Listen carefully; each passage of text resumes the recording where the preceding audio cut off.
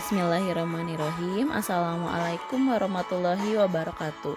Berjumpa kembali dengan Ibu dalam pembelajaran IPS kelas 9. Nah, yang akan kita bahas sekarang mengenai pasar bebas. Pasar bebas atau dikenal juga dengan perdagangan bebas adalah kebijakan di mana pemerintah tidak melakukan diskriminasi terhadap impor atau ekspor. Nah, perdagangan bebas dapat dicontohkan dengan misalnya ada Uni Eropa, MEA, dan sebagainya. Kebijakan perdagangan bebas umumnya mempromosikan hal-hal berikut. Yang pertama, misalnya perdagangan barang tanpa pajak termasuk tarif atau hambatan-hambatan. Nah, perdagangan jasa tanpa pajak atau hambatan perdagangan lainnya. Yang ketiga, akses ke pasar yang tidak teratur.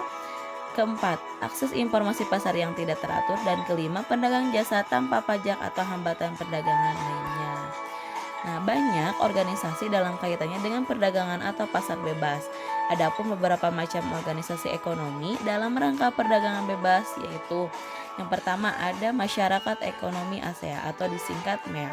Masyarakat Ekonomi ASEAN atau yang biasa disingkat dengan MEA secara singkatnya bisa diartikan sebagai bentuk integrasi ekonomi ASEAN yang artinya semua negara-negara yang berada di kawasan Asia Tenggara menerapkan sistem perdagangan bebas. Nah, tujuan dari MEA sendiri yaitu yang pertama, MEA pun akan dijadikan sebagai kawasan yang memiliki perkembangan ekonomi yang merata atau memprioritaskan usaha UMKM.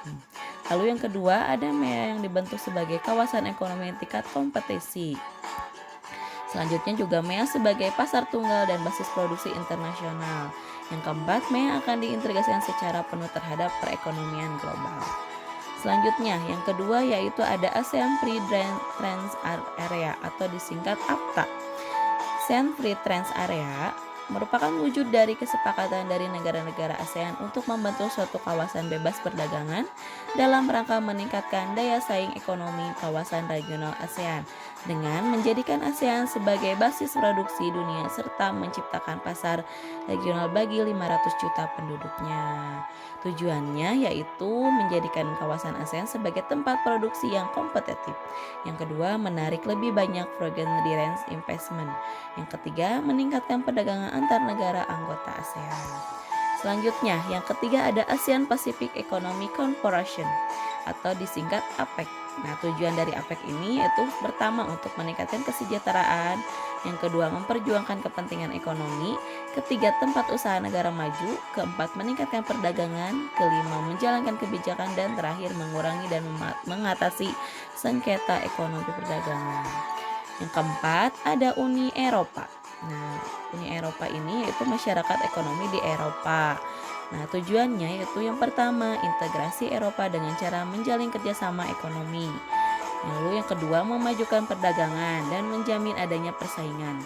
Yang ketiga menghapuskan semua rintangan dan hambatan. Dan keempat meluaskan hubungan dengan negara-negara.